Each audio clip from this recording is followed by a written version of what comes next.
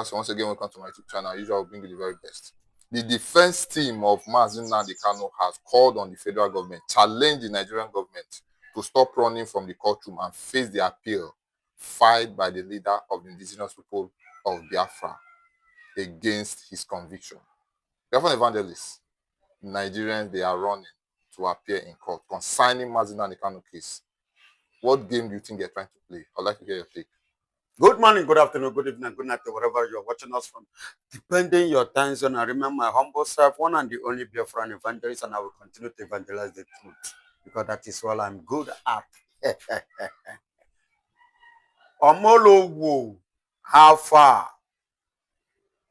You know why I call Omolowo? I believe Omolowo is Attorney General of the Federation. Omolowo is Nigerian legal team commander. Nigerian legal team commander, who stood in the court and ordered Omotoshi based on the order from above from Bola Ahmed Tinubu. You understand? To sentence Nnamdi Kanu, even in his absence, to life imprisonment. Claiming and forcing Nnamdi Kanu to open a defense of a crime he did not commit. Even when Nnamdi Kanu intend to open some kind of defense, when they saw it, they debunked from it, and they order Omotoshi to declare, to make an announcement and an impromptu pronouncement on the head of Nnamdi Kanu. Unknowingly and unfortunately, today is telling on them. That is why Nnamdi Kanu wrote from Sokoto prison to appeal court to CJN, which is the highest court. CJN, that is the Chief Justice of the Federation, Nigerian Court of Justice, in person of Kekereku in Supreme Court. And the chairman of the appeal court, Nnamdi Kanu, wrote to them, giving them the notification of coming to court regarding to long delay and long-ranged trying to deny and defamation of Nnamdi Kanu fundamental rights. It doesn't just start today. It started from 2021. Because they violated this law. In Nigerian court, that was where the judge Nnamdi Kanu case under the government of late Muhammadu Buhari, which Nnamdi Kanu, Nigerian court, which Nnamdi Kanu conquered, and he was declared innocent and was asked to go according to the law and constitution of Nigeria. But Nigerian government violated that law. And remember, when you violate the law of your land, definitely you are violating the law of the EU Charter. You understand? See, there is something that Nigeria did not really understand, because in the section 36 or section 2 of the Constitution,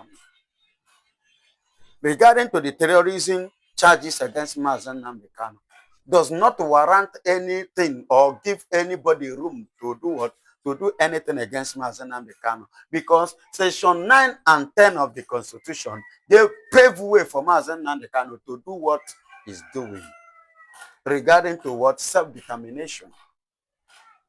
Listen and listen good. They said one of the things that they said that which they used against Nnamdi Kanu in Nigerian court was that Nnamdi Kanu incited violence.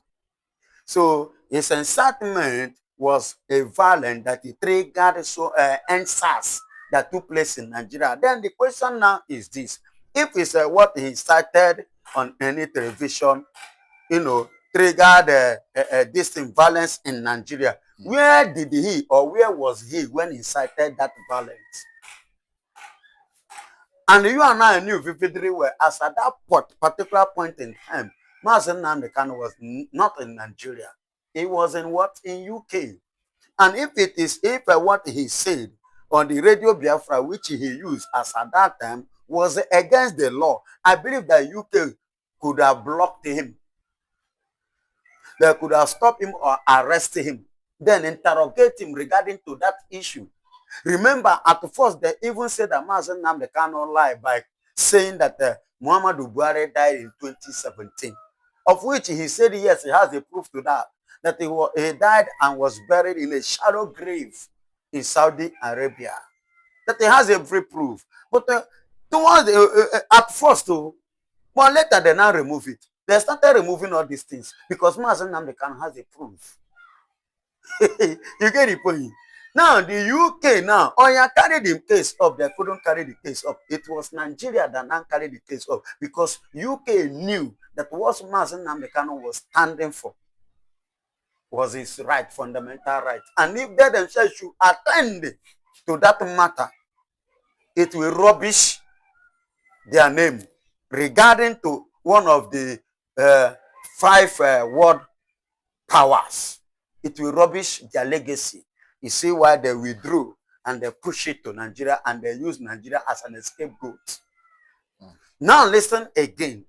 I was watching a video. A Nigerian military uniform man with a uniform is regretting telling Nigerians today that they should go apologize to Mazen Nnamdi Kanu. Why? That all that Mazen Nnamdi Kanu said concerning this country is what they are facing, and that is what has come to pass.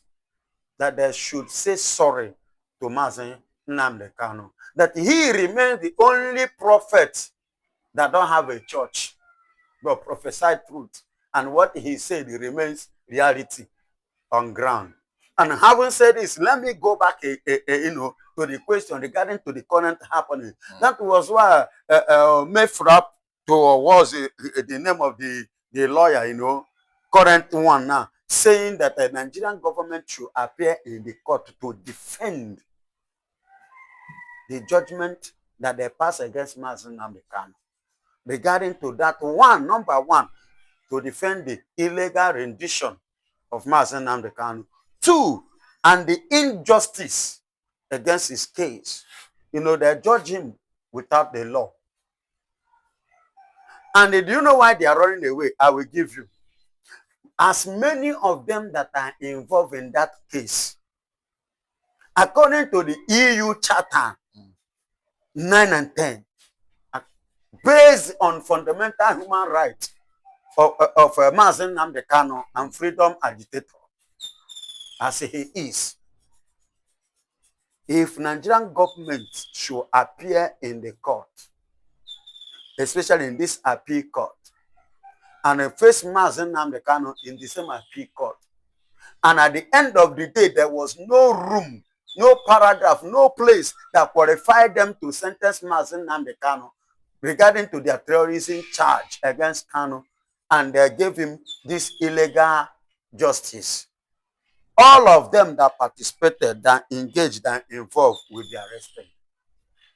You see why they are running away from the courtroom inside Nigeria. And that is to tell you Nigeria have jeopardized themselves because of hearing the no, because of what they want to chop. See, is going vividly well. Do you know that why Nigeria is scared again of appearing in the appeal court again?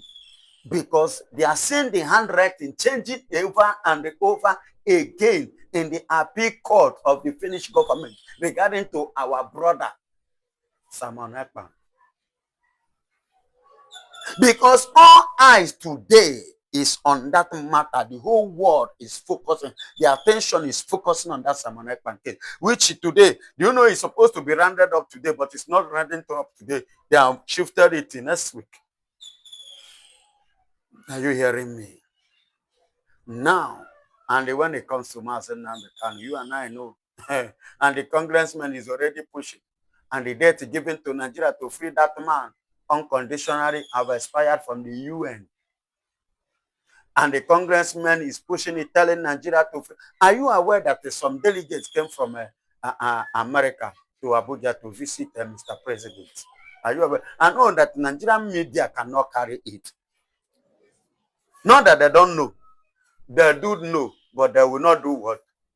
They will not broadcast it. Because it is against, not that it's against the law, but it is against the law for Bola Ahmed Tinubu, APC government. It's against Nigeria as an evil nation, black and darkness nation. because they know what they are doing regarding to Biafran matter. You get my point? You see why they are running away from the courtroom. They should appear. Since they have enough evidence, they have evidence against Mazen Nnamdi Kanu. Let them appear with their evidence now in the court. They are running. Why are they running? You cannot see this in media, especially in Nigerian media. Except like you people that have your personal different this thing. You get it? You can't see it anyway. Even the one I could remember, there was a time channel television, was doing the right thing, publishing. And that was why I told the people that the day they started the discuss about Biafra in Arise TV, that was when I knew that water don't pass Gary in Nigeria. But yet they don't want to disclose the matter. They are just doing everything pampered to cover up. They don't want people here, to be aware of what they are facing regarding to their evil practices against the Igbos in Nigeria. I told a particular platform that the reason why Mazen Nnamdi Kanu, is in Sokoto, one, religion, because he's a Christian. Two, tribe, because he's an Igbo man. Not because he wants to divide Nigeria. As many Nigerian government is talking about, those so stupid leaders are saying. Not because he wants to divide Nigeria, but because of the tribal sake and religion sake. Now, Nadiri, a man who called the Christians infidel, later came up again and said he did not regret of saying it. Even when people are like, what you say, you are instigating violence, he say yes, that he did not regret saying that whosoever that is not supporting Muslim ticket should evacuate Nigeria. And he refer Christians as infidel. Kropoto, Colin Chako. Are you hearing me? So him saying that and he's still working free. I'm talking about one of the clergy in the north. Njinge, nah? Do you understand? But what this man said, is it not enough evidence for Nigerian government to use and track this man down? That is why I say it's tribal and religion that is playing against Mazen Nnamdi Kanu. Not because he is fighting for the freedom of his people.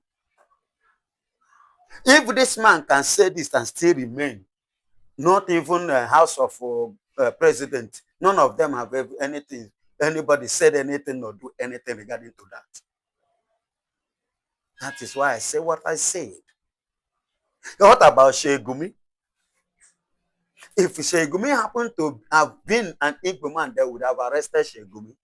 Do you know how many times they interrupted Peter Obi in Nigeria here? They disturb his political movement. And they have been looking for a way to find cockroach inside the Obi so that they can use it and do what? And tame Obi. Because it's what? Faith and tribe. Igbo. Christian. If Ushegumi were to be Igbo person or a Christian, they would have apprehended. Even forget the fact that they are the ones that signed police and soldier to follow him to go and negotiate. If somebody like Shegumi that is negotiating have never been target terrorist or been arrested, but now cannot be. You understand? You see why I say it's religion and the ethnicity. Are you hearing me? You see why? See, what about T.Y. Danjuma Bello? What was the name of that man who said that truly Nigeria should find means to defend themselves? And the DSS boss, Mr. Ajayi now. This is DSS boss, Mr. Ajayi. I'm talking about the ex-politician, Theophilus Danjuma. Okay. Theophilus Danjuma stated in one of his ex-handles, said it clearly. And your so-current CDS Musa, the chief of staff, told us we should go and learn what? Karate. Imagine me at my age now, you want me to go and break my waist. In the name I want to train karate to defend myself. Then if I am to defend myself, what are you doing, Sidious Musa? What are you doing? What is your mission? What is your purpose? What do you supposed to, as in your position, what are you there for? That is to tell you all this thing. But I thank God that all this thing is happening. I thank God that all this thing is playing. Despite the fact that some Nde Furefu, Ndi Igbo, Nde Biafra has failed to see, to recognize, and to respect. Because, listen, in our time, we are seeing somebody like Nnamdi Kanu. We are having somebody like Simon Ekpa or Agweze, and some stupid of the Biafrans are still coming to speak ill of them. I wonder. Exactly the question I wanted to ask, because Soludo said a proof of marginalization is needed for them to know that truly the Igbos have been marginalized. Reverend Evangelist, Soludo is also from the Biafra land. He said the Igbos are not being marginalized. What would you like to add to this? What I want to add is, say a man when no know where how rented the bit and no go know how it takes stop am. You understand? And there is an adage in Igbo land that say, onye atụọrọ inu kọwara ya na ego eji wee nụọ nri efuru efu gbara ọhịa. Soludo is a born throwaway. Are you hearing me? So Soludo is one of the people. Just like today, when I went out, somebody said that the problem that we are facing, despite the fact of the tribe which he came from, you cannot be saying that this one is our own, and we are suffering. Your own children are enjoying. What is the sense of, claiming our own? If actually you are our own, including your children and us, should suffer together. You understand? Soludo that is telling you we are not marginalized because Nigeria, he should resign. Now let Nigeria not give him offer. Let him bring his son all the way from London and let them come and join us there and trek just as I'm trekking and drink Gary the same way I'm drinking Gary. I don't blame him. He's a selfish and self-centered kind of person, and is one of these betrayers that the Igbos have. The people that is or that have already sold their conscience and their people because of a plate of porridge, yam. So that is the group I liken Soludo to be. Not the see, listen to me. I want something came up this morning when I went out, and I asked them a question. Please. Somebody is talking about removing subsidy and subsidy not remove, this one, Nigerian politics anyway. Sorry by adding it, bringing it up. Do you understand me? So I now act between Atiku, Tinubu and the rest. I say, come. Nigeria has been paying subsidy. But the same Nigeria that have been paying subsidy, they were able in 1974 to lend to World Bank to give them 240 million, borrow to them. In 1975, thereabout, the same Nigeria was able to give. They gave International Monetary Fund, IMF, gave them $140 million as borrow. Now, today, can Nigeria be able to borrow any country money again? Because of what? Mismanagement, because of bad leaders. And that kind of bad government and bad fathers like Soludo, self-centered and selfish. They don't care about the people. They only care about themselves. And that is why the money given to them to use for the betterment of the people of their state, they pocket it for themselves.